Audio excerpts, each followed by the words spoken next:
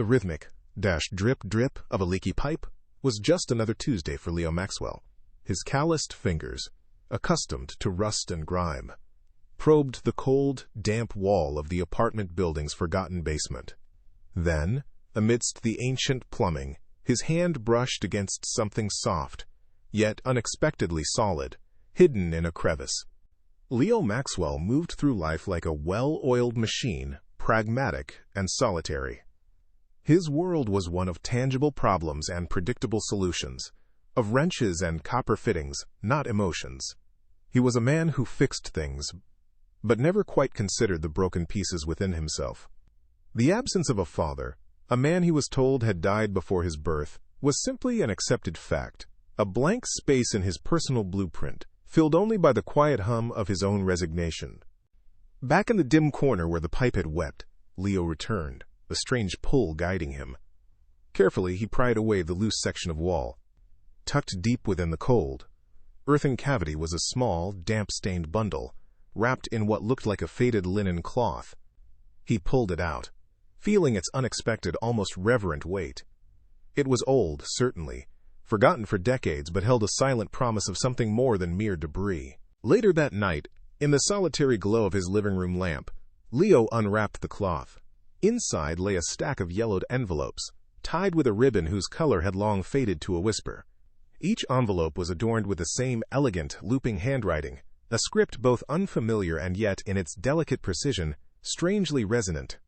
It felt like holding a fragment of time, a ghost whispered onto paper, waiting to be read. His fingers, usually so confident with metal, trembled slightly as he picked up the top letter. The date, 1973, was stark against the aged paper. He unfolded it, his eyes drawn to the opening lines. "My dearest Clara." The tenderness of the words, so utterly alien to his own carefully constructed emotional landscape, immediately captivated him.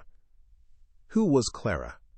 And what story, so brimming with unspoken affection, could compel a man to write such a secret? The first letter had been a mere curiosity, a whisper from a forgotten past. But as dawn bled across Leo's living room window, painting the dusty blinds in weak, uncertain light, the stack of letters around him had grown into a testament. Hours had dissolved, swallowed by the yellowed pages and the elegant script that poured out a life Leo had never known. He absorbed snippets of a passionate, artistic existence, a world vibrant with shared dreams and struggles. The words spoke of late nights spent sketching under gaslight, of meager meals shared with boundless hope, and, most potently, of an intense, forbidden love that pulsed with a raw, undeniable emotion. Leo, the man who dealt in the tangible reality of rusted pipes and leaky faucets, found himself utterly captivated by this ethereal narrative. It was someone else's love story, yet, with every tender phrase, every heartfelt confession, it felt as if his own past was being rewritten before his very eyes, piece by agonizing piece. As Leo delved deeper, a name began to emerge, signing off on many of the letters with a flourish that hinted at its owner's character, Arthur. The name carried an unfamiliar weight, yet it was imbued with a quiet power by the words that followed it. Arthur's prose painted him as a struggling artist, yes, but one whose canvases were filled not just with paint, but with idealism and a profound, almost aching love for Clara. He wrote of his art as an extension of his soul, of his dreams for a future where his brushstrokes would finally find recognition, and of Clara as his muse, his anchor, his entire world. There were even a few small, folded sketches tucked between pages, simple charcoal outlines of cityscapes, and a gentle profile of a woman, unmistakably Clara, rendered with a tenderness that made Leo's cynical heart ache. Who was this Arthur, this passionate, vibrant soul, whose love story had remained untold for half a century? The question began to burn with an intensity Leo was unprepared for. The next morning, the familiar clang of metal in his workshop felt alien, discordant. Leo tried to immerse himself in the comforting logic of wrenches and pipe fittings, to dismiss the letters as mere found objects, a historical anomaly, irrelevant to his own structured, solitary existence. He was a plumber, a pragmatist. Emotions were for other people, for the leaky relationships he skillfully avoided. Yet, the vividness of Arthur's emotions, The poignant mystery of Clara gnawed at his carefully constructed, pragmatic facade. He found his gaze drifting constantly to the cardboard box he'd carelessly tossed the bundle into, a magnet pulling him away from the practical, towards the profoundly personal. His mind replayed phrases, images of a life lived with an intensity he'd only ever glimpsed in old movies. His cynicism, his steadfast shield against the messy reality of human connection, was under attack, and the weapon was a love story from the grave. Later that day, unable to shake the persistent whispers of the past, Leo returned to the letters. He noticed it then, a distinctive flourish in Arthur's handwriting, a particular loop on the R, a dramatic slant on the X. It was a small detail, easily overlooked, but once seen, it couldn't be unseen. A chilling realization began to dawn, sending a cold dread creeping up his spine. He remembered a few old notes, sparse and functional, written by the man he was told was his father, the man who had supposedly died before Leo was born. Hastily, he dug through a dusty box of his mother's keepsakes, pulling out a faded birthday card from years ago. He stared at the two samples of handwriting, Arthur's and his late father's. The loops, the slants, the unique character of the script, they were strikingly, impossibly similar.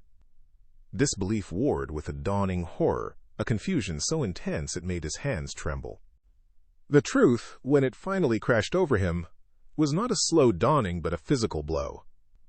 Frantically, Leo tore through the box of his mother's old papers, ignoring the dust and the familiar scent of forgotten things. He found it then, tucked inside a small velvet-covered album, a faded marriage certificate, dated 1974, his mother, Eleanor Maxwell, and her husband, Arthur Maxwell. His heart seized in his chest, a painful, frantic beat. Arthur. The artist, the lover, the ghost who penned these passionate letters was his own father, a man he had been told died tragically, heroically, before he could draw his first breath. The letters were not a stranger story. They were his inheritance, a hidden chapter of his own bloodline. Everything he believed, every quiet truth about his identity and his family, was a lie. His entire life, a carefully constructed narrative, had just shattered into a million impossible pieces. The harsh morning light, usually a welcome companion in Leo Maxwell's functional apartment, felt like an interrogation lamp.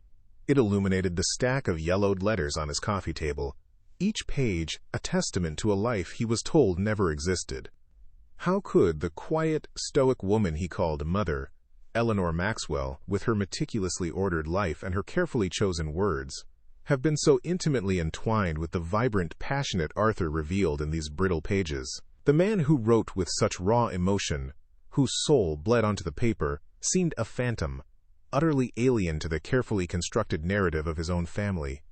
A burning sense of betrayal, cold and sharp, ignited in Leo's gut.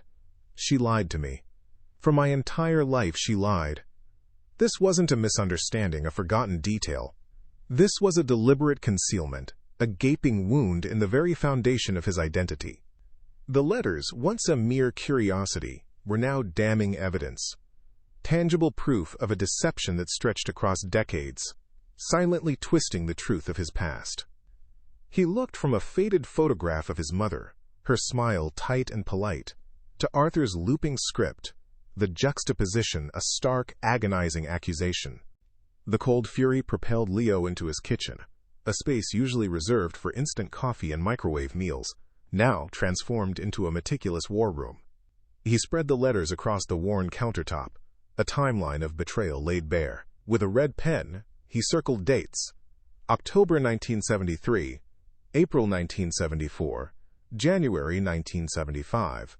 His own birth year, 1975, loomed large, a silent witness to the lie.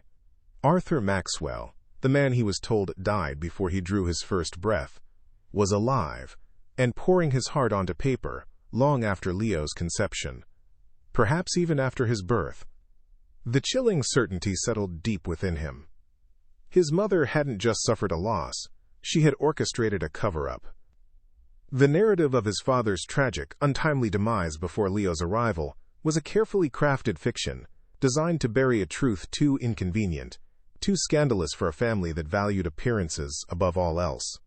Every circled date, every whispered word from Arthur's hand was a nail in the coffin of Leo's childhood belief.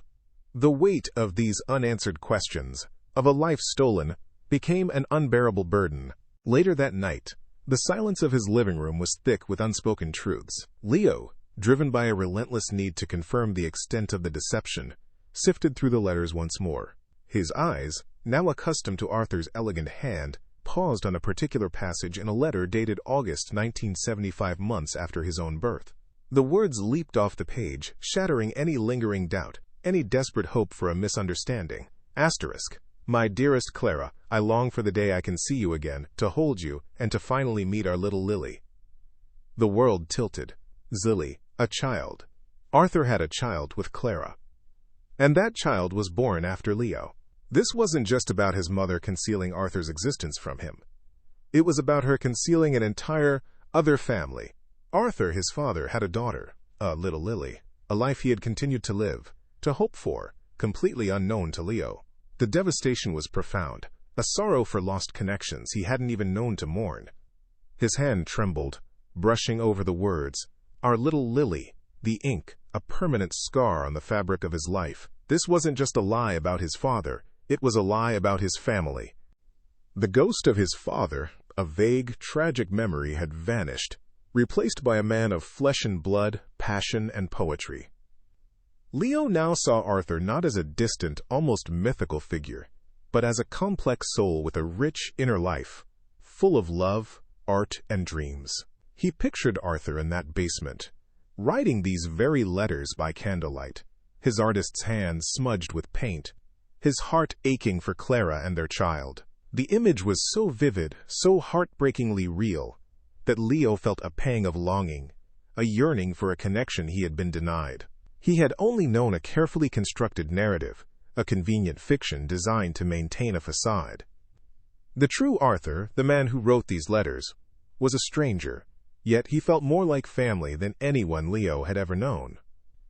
A profound sense of awe mixed with sadness, a longing for the father he never knew he had.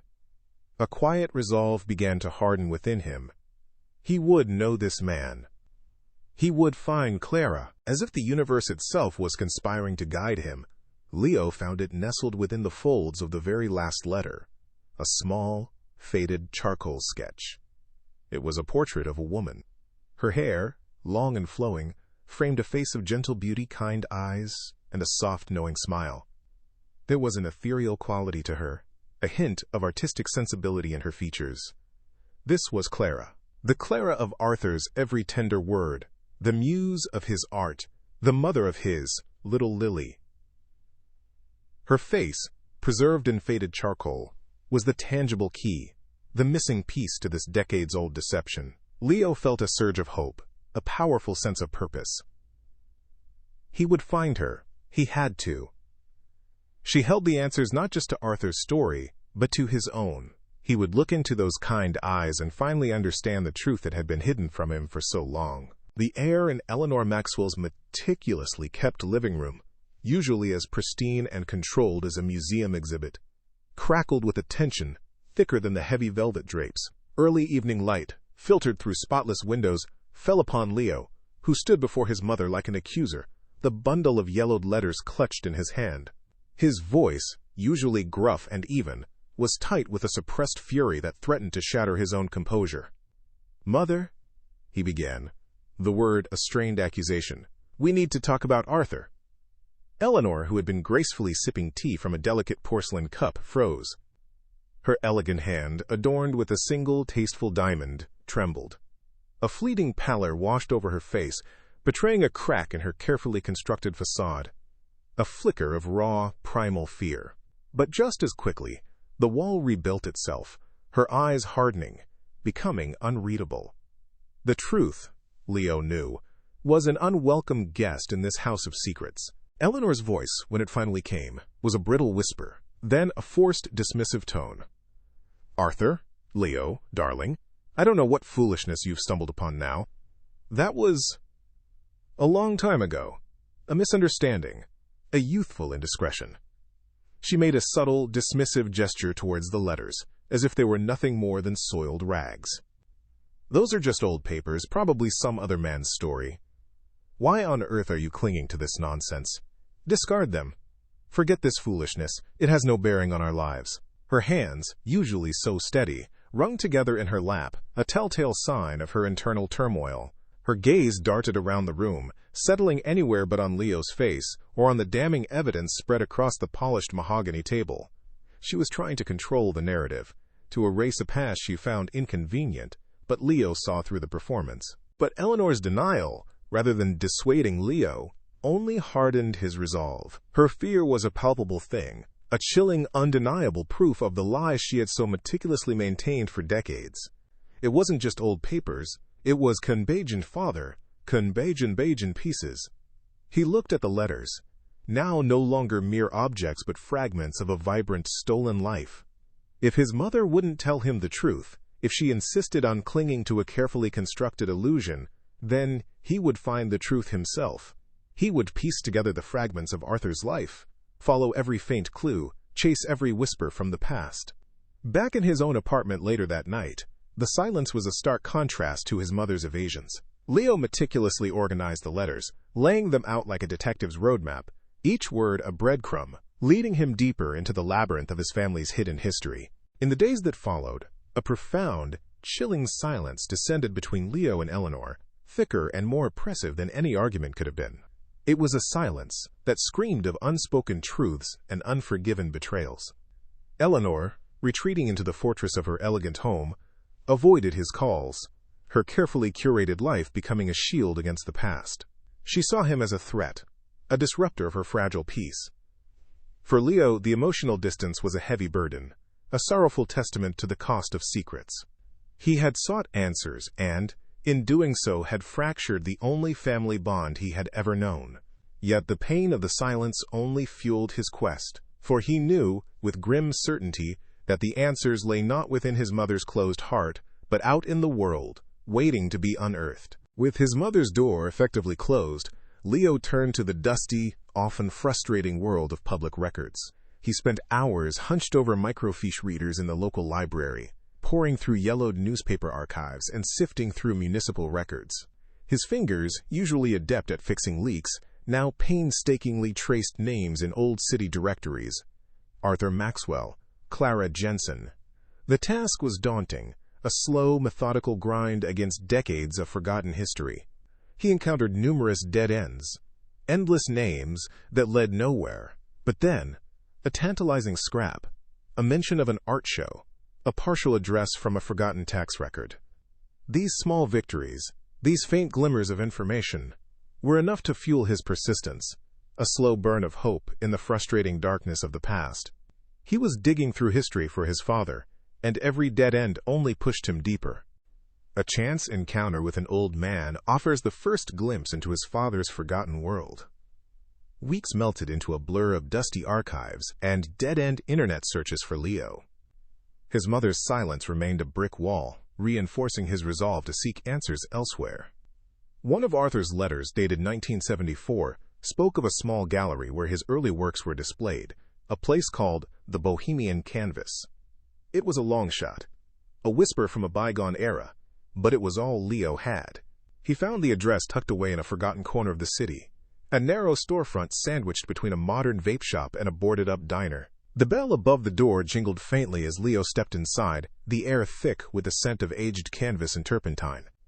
Dust motes danced in the sparse sunlight filtering through a grimy skylight, illuminating a collection of eclectic, mostly forgotten art.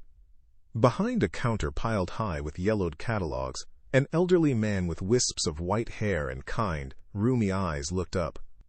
"Can I help you, son?" he asked, his voice raspy with age. "I'm looking for someone," Leo began, holding out a faded copy of Arthur's signature. "An artist, Arthur Maxwell." The old man, Mr. Henderson, peered at the name, his brow furrowing in thought. "Arthur Maxwell? Maxwell?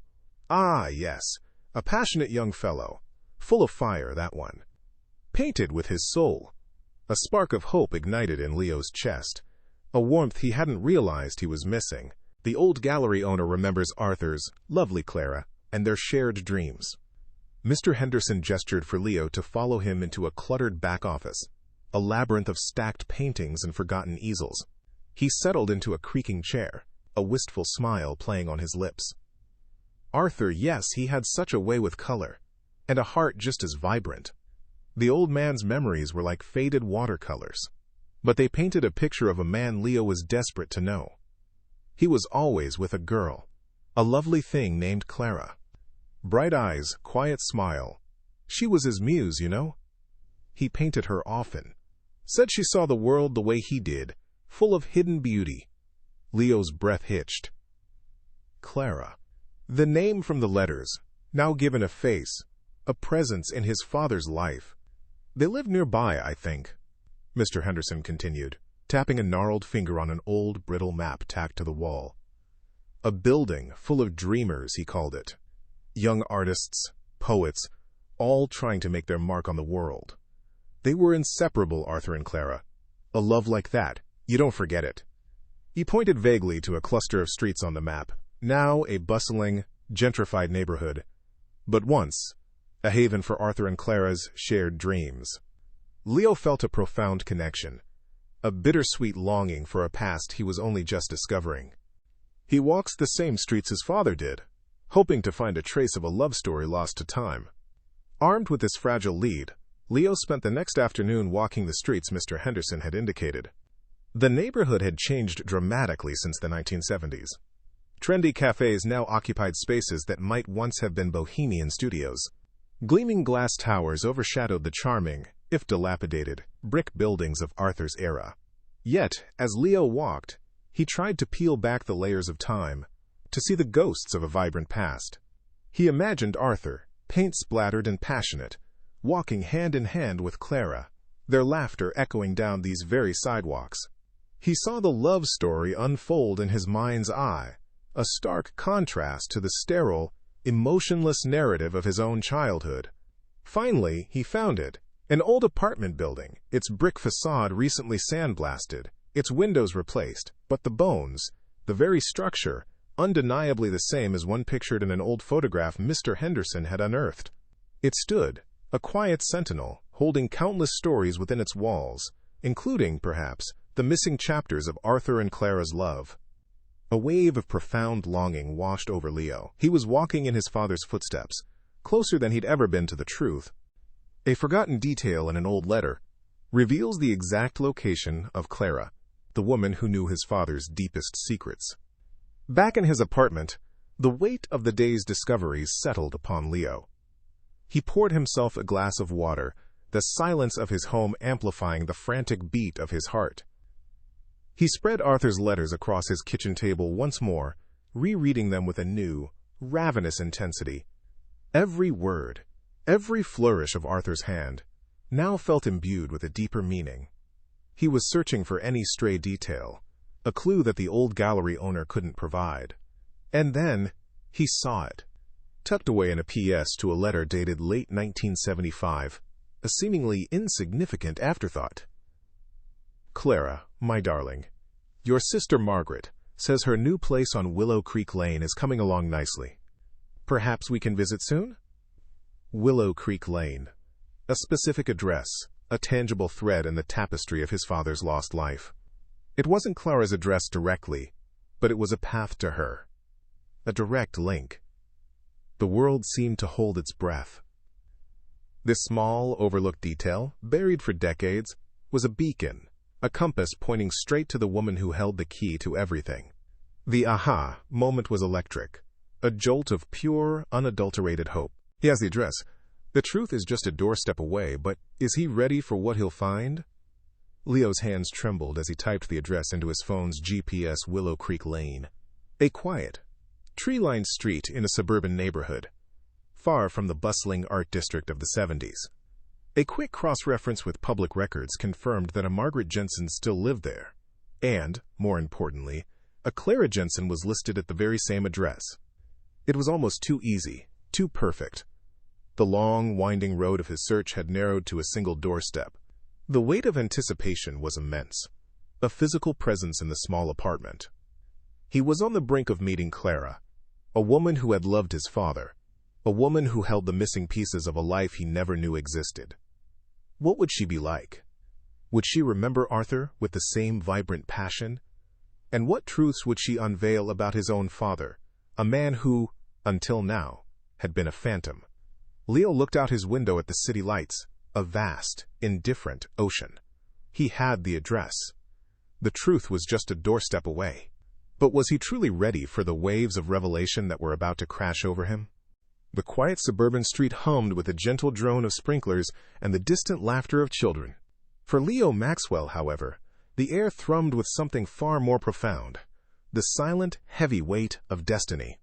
He stood before a modest, two-story house, its address a perfect match to the faded scribble from Arthur's letter. This was it, the culmination of weeks of relentless searching, of sleepless nights spent poring over yellowed pages, of the burning, unsettling truth that had shattered his carefully constructed reality. His hand, usually steady and unflinching, hovered above the doorbell, a tremor running through his fingers. What would he say? What right did he have to unearth decades of buried secrets? The enormity of the potential consequences, the lives he was about to irrevocably change, washed over him. A lifetime of questions, hopes, and betrayals hung in the balance, poised on this single, unassuming doorstep. Through a gap in the lace curtains, Leo caught a fleeting glimpse of the living room within. It was cozy, filled with framed photographs and a warmth that felt utterly alien to his own sterile existence. Then, his breath hitched. Seated in an armchair, bathed in the soft morning light, was an older woman. Her silver hair was neatly pinned, and the lines etched around her eyes spoke of a life deeply lived, yet her profile, even across the distance, was unmistakably familiar. It was Clara, the woman from the charcoal sketch, her features softened by time, but still retaining that gentle, kind essence Arthur had captured so perfectly. And then, his gaze shifted to the wall above her, a vibrant oil painting, its bold strokes and rich hues instantly recognizable. It was a landscape, imbued with the raw emotional energy that could only belong to Arthur. The connection was undeniable, a silent, powerful affirmation that he had found her.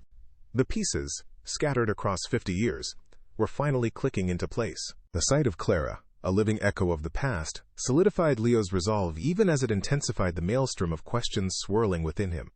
He thought of his stoic mother, Eleanor, her carefully guarded secrets, the decades of silence that had defined his understanding of his own origins. He thought of Arthur, the passionate artist now resurrected from the pages of his letters, a man vibrant with love and dreams, utterly unlike the vague, tragic ghost Leo had been taught to mourn. And then, the name that resonated most painfully, Lily. His father's secret child, his own half-sister, a life lived in parallel, unknown. Clara held not just Arthur's story, but the missing chapters of his own, every suppressed emotion, every unanswered question about his identity, his father's fate, and his mother's deception, culminated in this singular moment. He had to know. For Arthur. For Lily.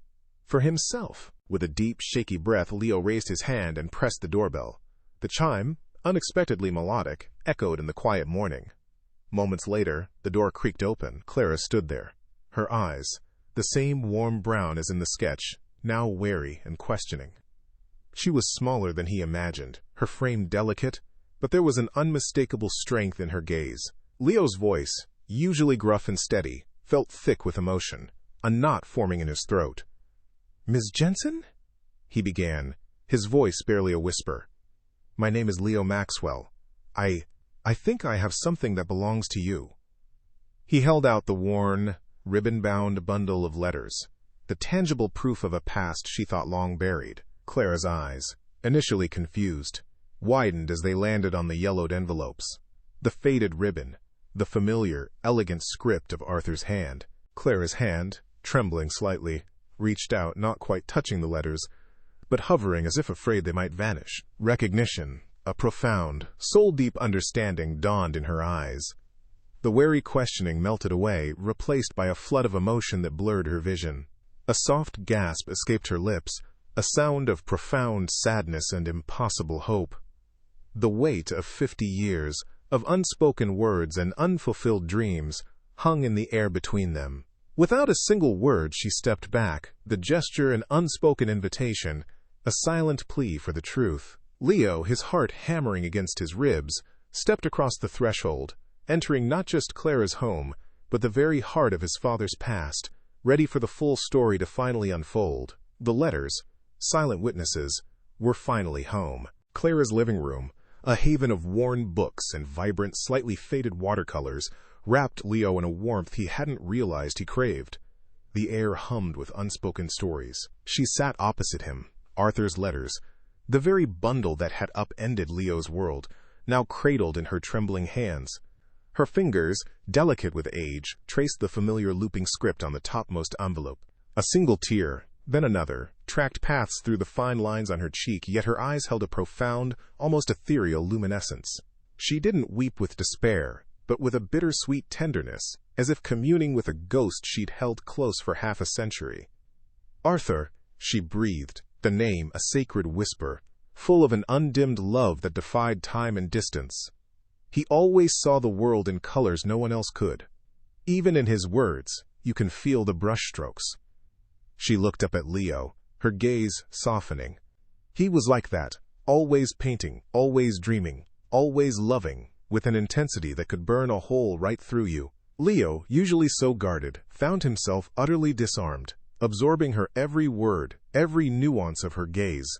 This woman spoke of his father not as a memory, but as a living, breathing presence, a man he was only just beginning to know. The letters, once mere paper, now resonated with a vibrant, tragic pulse. Clara leaned forward, the letters still clutched to her heart. "He made a promise to me, you know. A life together, a small studio where he could paint, and I could write, a life full of art and laughter, no matter how little money we had." Her eyes drifted to a small, hand-carved wooden bird perched on the mantelpiece, its wings meticulously sculpted, its form delicate and real.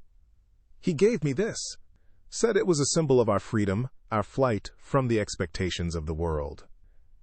It was Arthur's version of a locket, a unique, deeply personal trinket embodying a love that dared to defy. Their love, Clara recounted, had been a vibrant, defiant flame, burning brightly in a world eager to extinguish it.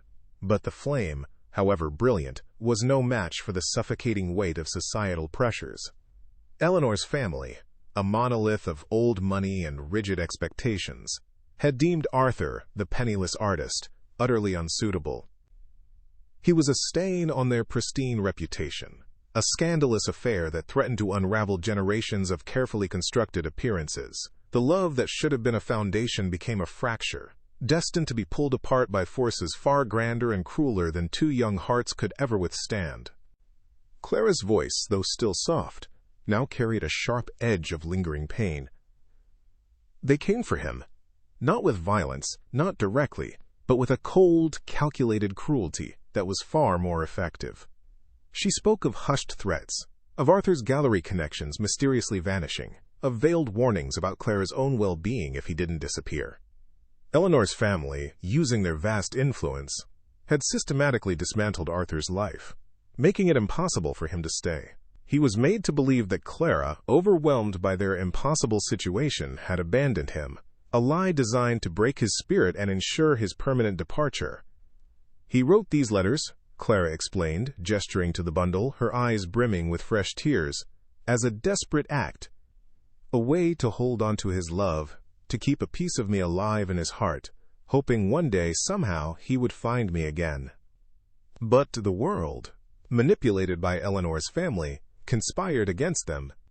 Each letter, brimming with longing and hope, remained unsent, a testament to a love silenced and a future stolen. Leo felt a cold fury building in his chest, a righteous anger he'd never known. His own family, the very foundations of his existence, had orchestrated this monstrous deception, silencing a love story and stealing a father's presence from both him and Clara. Then, with a trembling breath, Clara delivered a revelation that made Leo's head spin. "Arthur's letters, the ones mentioning our little Lily. They were true, Leo." Her voice, though barely a whisper, crashed over him with the force of a physical blow. "I had a daughter with Arthur, born shortly after he was forced away." Clara reached for a small, silver-framed photograph on a nearby table. It was faded, but the image of a young girl, perhaps 5 or 6, with bright, curious eyes, was clear. "Her name is Lily. Lily Jensen." Leo stared at the picture, then back at Clara, utterly speechless. His mind reeled, trying to reconcile this impossible truth. A sister. He had a half-sister. A child, a daughter, conceived of the same passionate, artistic spirit as himself. A living, breathing connection to the father he had only just discovered. The profound sense of loss for the years they'd been apart mingled with an overwhelming, almost terrifying joy. He wasn't just a plumber with a cynical heart anymore. He was a brother, connected by blood and a shared tragic history. A new core conflict, a new family, had just been born in the heart of Clara's quiet living room. "Lily lives nearby," Clara said, a fragile smile gracing her lips. "She's still at work, but she should be home soon. I'll call her." Moments later, the front door opened, and a woman in her late 40s, carrying a grocery bag, stepped into the living room. Her eyes, though older, held a spark that Leo recognized from Arthur's letters, a quiet resilience, a hint of artistic sensibility. She stopped, confused, her gaze flicking between her mother and the stranger with the earnest eyes. Clara, her voice thick with emotion, introduced them. "Lily, my darling, this is Leo. He is your brother." Lily's eyes widened, a kaleidoscope of confusion, shock, and dawning hope. Leo, his own voice hoarse with emotion, stepped forward, holding out the bundle of letters. "Our father," he managed. "Arthur, these are his words. He loved you, Lily. He loved us all."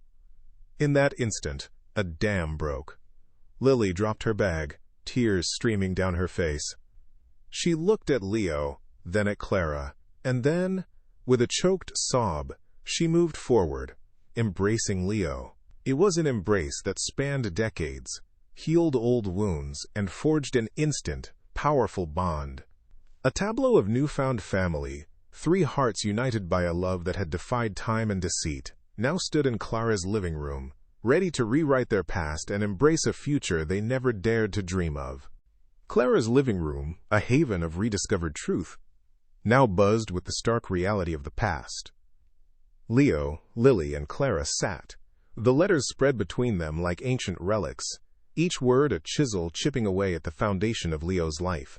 Clara, her voice imbued with a quiet sorrow, began to paint the picture of a San Francisco long past, a world where the Maxwell name, Eleanor's maiden name, echoed with a weight that could crush dreams. Eleanor's family, steeped in generations of old money, had built their empire on rigid principles of status and appearance. Arthur, a penniless artist with paint-stained hands and a heart full of idealism, was an anomaly. He was not just unsuitable, he was a stain, a potentially ruinous blot on their carefully curated reputation. They saw him as nothing more than a temporary distraction, Clara explained, her gaze distant. A passing fancy for a young woman who was destined for a proper match. His talent, his passion, his very soul, none of it mattered against the iron wall of their expectations. Love, to them, was a transaction, an alliance of fortunes, not a connection of hearts. Leo felt a cold knot tighten in his stomach.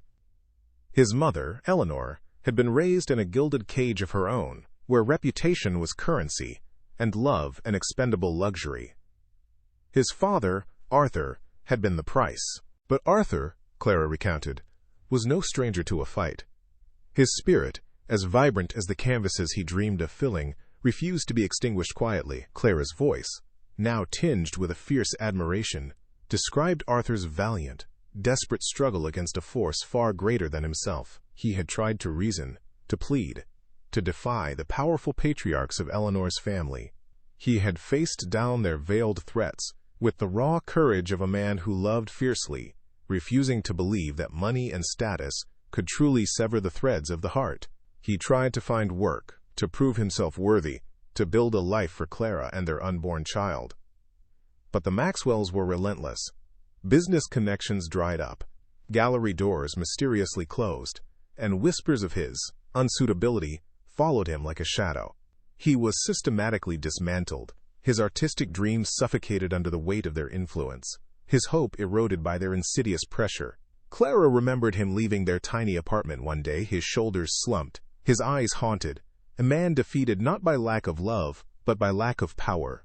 It was a tragic, inevitable surrender, a heartbreaking testament to the crushing force of an old money machine that deemed human connection less valuable than a flawless facade. "These letters," Clara said, her voice softening as she gently touched the yellowed stack. "They were his last stand, his way of holding on to me, on to us, when everything else was stripped away."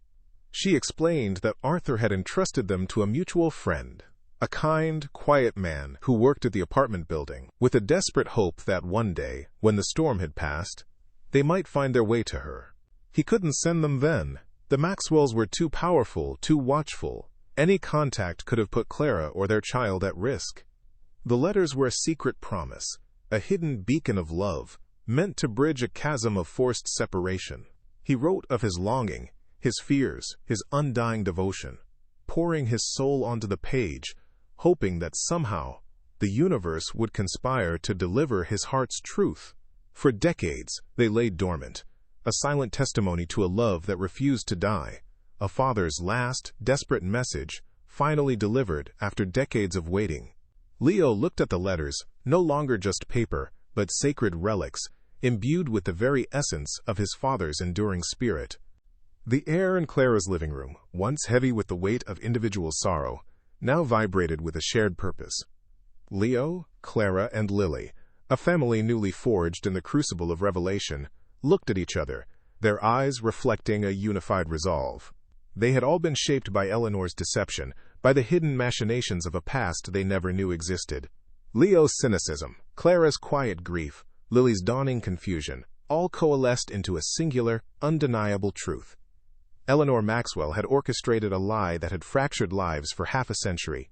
"She needs to know," Leo stated, his voice firm, no longer just a plea for answers, but a demand for recognition. "She needs to see us, to understand what she did." Clara nodded, her gaze steady. "Arthur deserved more. We all did." Lily, though still reeling, found a new strength in their shared history.